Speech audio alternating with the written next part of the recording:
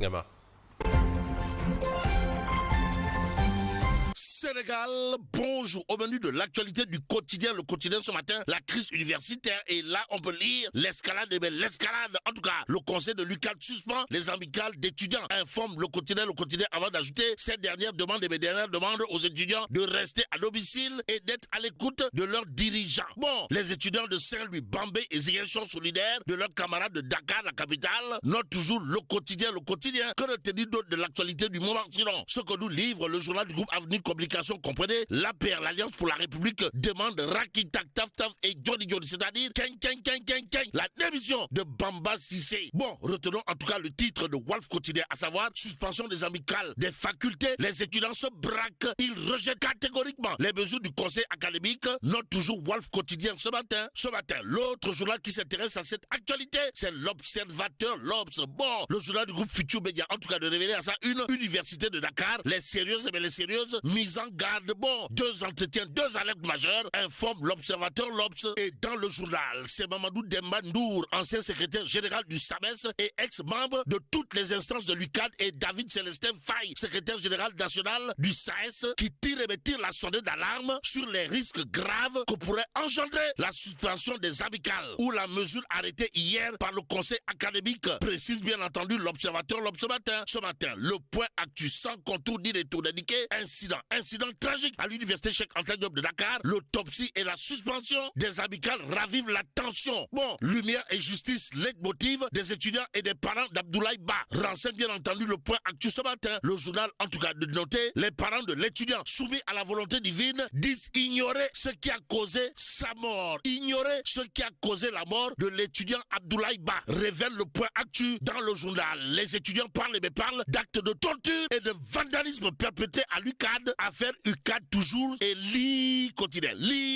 En tout cas, d'indiquer mort d'Abdoulaye Ba, étudiant, le droit à la vérité. En vérité des vérités, la famille d'Abdoulaye Ba veut, et par la force dans les membres, être édifiée sur les circonstances de sa mort, renseigne bien entendu lit quotidien ce matin. D'où l'intérêt pour nous de prendre l'indépendant quotidien. À la une du journal, on peut en tout cas lire décès de l'étudiant Abdoulaye Ba, cri de cœur de la famille Ba. Bon, en conférence de presse, la famille de l'étudiant Abdoulaye Ba a interpellé directement les autorités tout en exigeant une édification sur les circonstances de la mort de leur fils. Informe toujours l'indépendant quotidien, le quotidien La Dépêche. En tout cas, de révéler affaire Abdoulaye Ba, l'autopsie confirme une mort atroce, diam. Bon, le rapport médical est implacable, plusieurs fractures au niveau des côtes associées à des profondes plaies pulmonaires ayant entraîné un important hémothorax. Renseigne toujours La Dépêche aussi. Le journal de relever les organes vitaux touchés, la victime âgée d'une vingtaine d'années, inscrite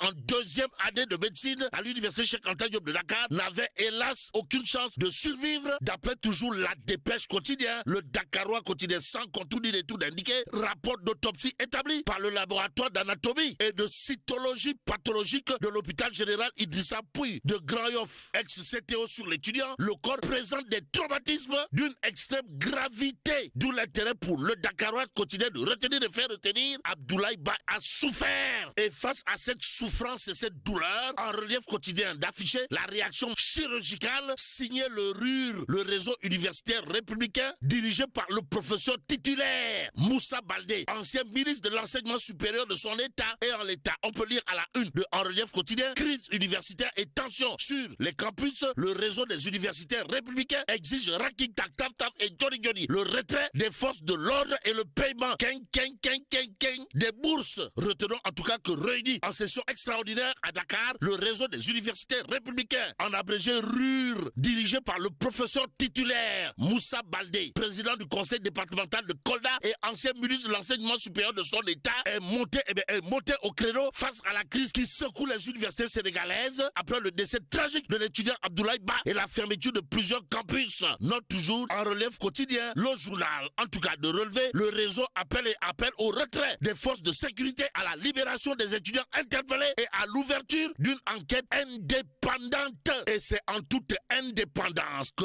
Aladji Moundiaye Cissé, big boss de l'ONG 3D, se prononce sur cette situation. En tout cas, dans le quotidien, Aladji Moundiaye Cissé, Borombach, de soutenir la main sur le cœur, la gestion des bourses doit devenir une politique publique durable. Assim Sédéal, sommes-nous tentés de dire à la réaction de Aladji Moundiaye Cissé dans le quotidien.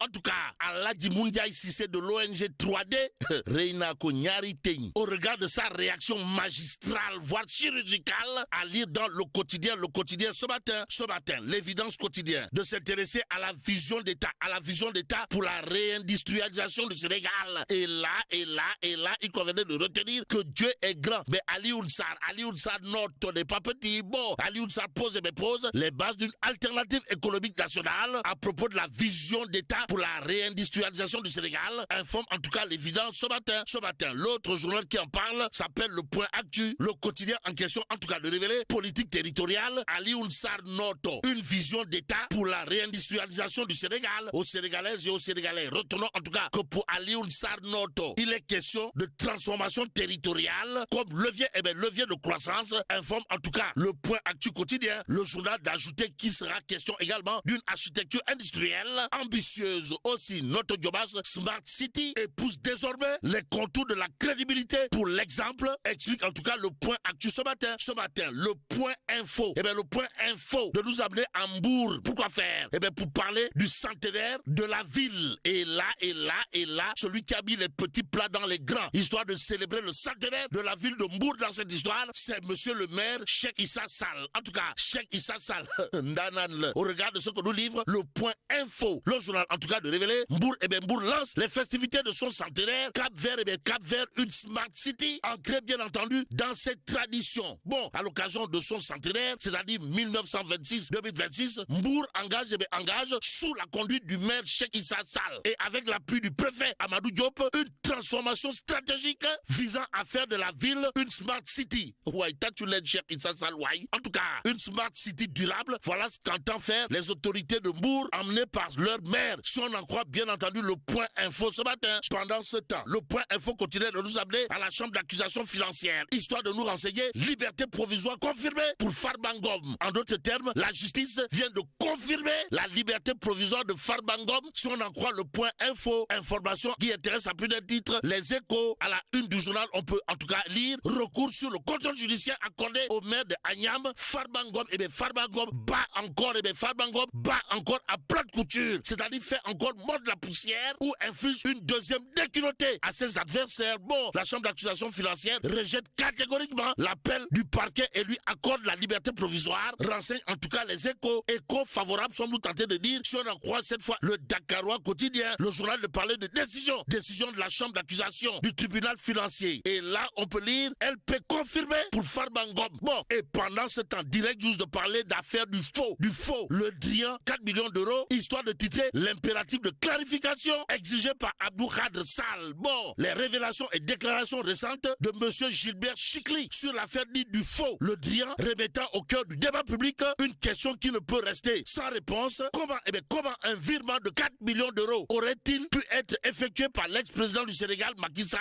au profit d'un individu se faisant passer par l'ancien ministre français des Affaires étrangères, Jean-Yves Le Drian, interroge en tout cas Direct News ce matin. L'autre doit d'ajouter, dans toute administration publique et a fortiori dans un État souverain, un décaissement d'un tel montant obéit à une chaîne stricte de validation. Bon, comment dans ce contexte de rigueur budgétaire, 4 millions d'euros auraient-ils pu être mobilisés en quelques instants, interroge toujours bien entendu Direct News. L'autre jour toujours au chapitre des interrogations Kouroubaïfa et Mwaldé Bouride, de chercher à savoir, histoire de faire savoir comment dès lors un simple appel ou une sollicitation présentée comme émanant d'une autorité étrangère aurait-elle pu déclencher un transfert aussi important sans vérification approfondie. En tout cas, Doynowar, si on en croit Direct News, qui explique dans toute démocratie mature, un ancien chef d'État confronté à des faits d'une telle gravité se doit d'apporter des éclaircissements circonstanciés et documentés. À défaut, le doute s'installe et le doute mine la confiance publique, ce que rend public Direct News gravite autour d'un fait. Comprenez? Cette affaire dépasse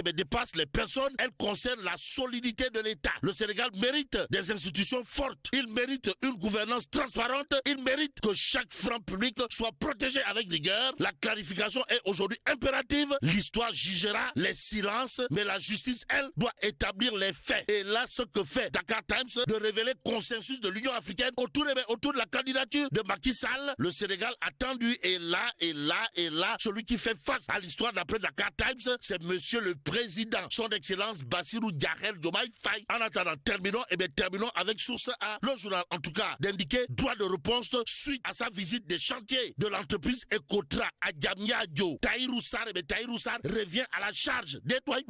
En tout cas, à l'issue d'une visite de terrain à Diamniadio, dont la vidéo dit-il sera disponible ce vendredi, le député Tahirou Sarr a dressé un constat sévère sur l'état d'avancement des chantiers d'Ecotra au pôle urbain lancé en 2014. Bon, entre ce qu'il qualifie de retard accumulé, voirie inachevée, assainissement défaillant et financement colossaux, 300 milliards de francs CFA sans résultat visible, le parlementaire fait feu de tout bois. En tout cas, Tahirou Sarr fait feu de tout bois. Alors, à quelques mois des Jeux Olympiques de la jeunesse, Tahirou Sarr assimile Ecotra à un contre-exemple national, promet de porter plainte, de saisir l'Assemblée nationale et interpelle les corps de contrôle ainsi que le chef de l'État. Et là, mais là, tu es dong,